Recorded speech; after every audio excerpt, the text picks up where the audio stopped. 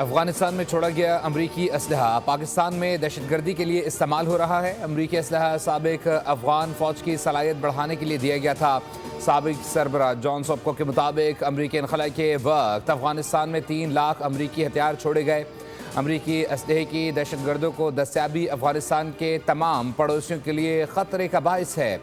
دہشت گردوں کی امریکی اسلحے تک رسائی چین، ایران اور پاکستان کے لیے سنگین خطرے کا باعث ہے۔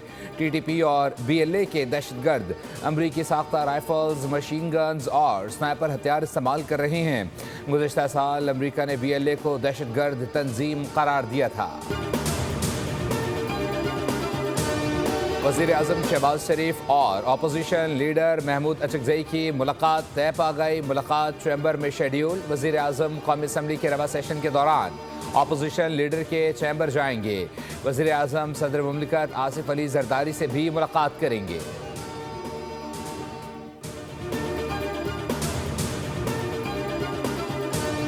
پاکستان اور قازقستان کے درمیان تعاون کی مفاہمتی یادداشتوں اور معاہدوں کے تبادلے۔ وزیر اعظم شہباز شریف اور قازقستان کے صدر کی شرکت۔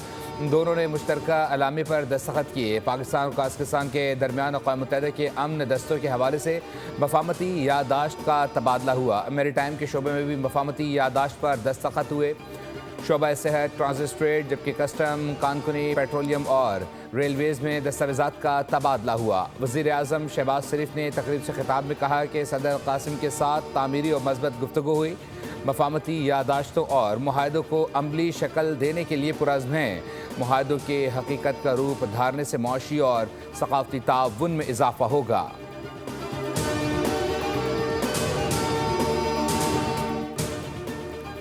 وفاقی کابینہ کا اجلاس آج شام طلب کر لیا گیا۔ اجلاس میں وزیر اعظم شہباز شریف کابینہ کے ارکان کو عالمی امور اور موجودہ بین الاقوامی صورتحال پر اعتماد میں لیں گے۔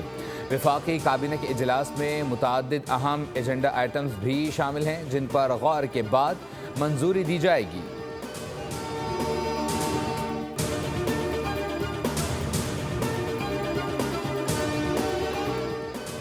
انسانوں کو بیماریوں سے بچانے کا نظام ہیلتھ کیئر ہے۔ لوگوں کو بیماریوں سے بچانے کے لیے ویکسین بنیادی کڑی ہے۔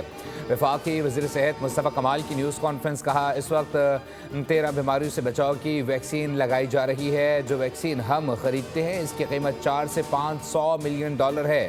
2031 تک ویکسین کے پروگرام ختم ہو جائیں گے جس کے بعد ہمیں خود خریدنی ہوگی۔ صحت کے شعبے کو جدید خطوط پر استوار کر رہے ہیں۔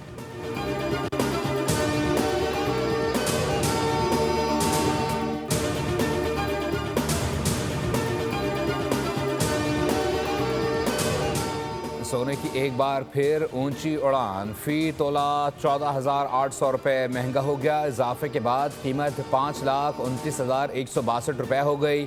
چاندی کی فی تولہ قیمت 109 روپے بڑھ کر 9,255 روپے ہو گئی۔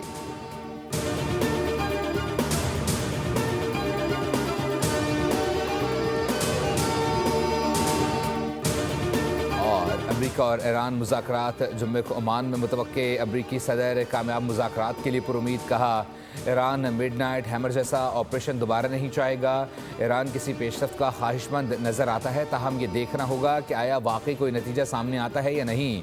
ماضی میں بھی ایران کو بات چیت کا موقع ملا لیکن وہ نتیجہ خیز ثابت نہیں ہوا، جس کے بعد ہم نے ایران کے خلاف آپریشن مڈ نائٹ ہیمر کیا۔